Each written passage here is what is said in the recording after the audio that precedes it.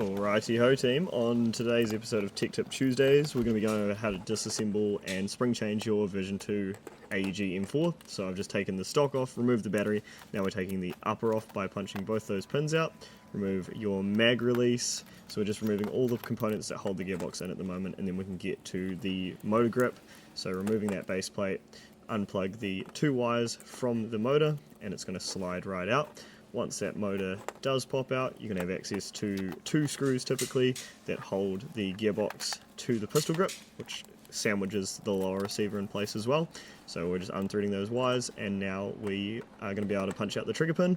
So that's just that last pin, just make sure you punch it out the right direction, and then we can hinge the gearbox and just slide it all the way out. Now you notice I'm keeping all the wiring through the stock. That's just to make this faster because we're just doing a spring change.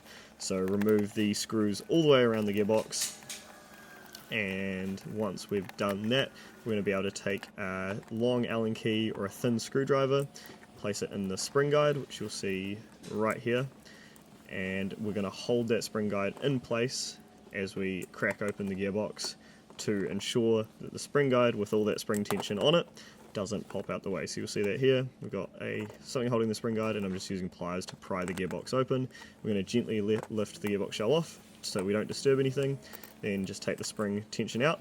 I'm just going to spin the gears here to get the piston back to a resting position where the gears are not engaging the teeth on it, so that it's all as if it has just fired a shot and it's ready to fire the next one. So I'm holding the anti-reversal latch and spinning those gears to get them to the right place. Got the new spring in there, going to do the exact same thing in reverse, use that Allen key to compress the spring and then replace the upper gearbox shell on top and put our 6 screws back in. This one actually has 7 I think, maybe even 8, and get all those screws back in and tighten them all down, making sure that everything's just sort of like finger tight. You can use your finger and thumb and forefinger to get it to the right sort of tightness where it's going to hold for a long time, but you're not going to strip anything out. Remember, they are quite small screws. And now we can just do it in reverse. We're going to drop the gearbox back in and line up that selector. I like to put it in auto, and then you put the selector plate all the way to the rear and then just slide it down and watch those pins line up. Now you in first and make sure the trigger works in all the fire selector positions. They're going to hold the gearbox, and then we start doing all the screws. So the mag release, the pistol grip and the buffer tube.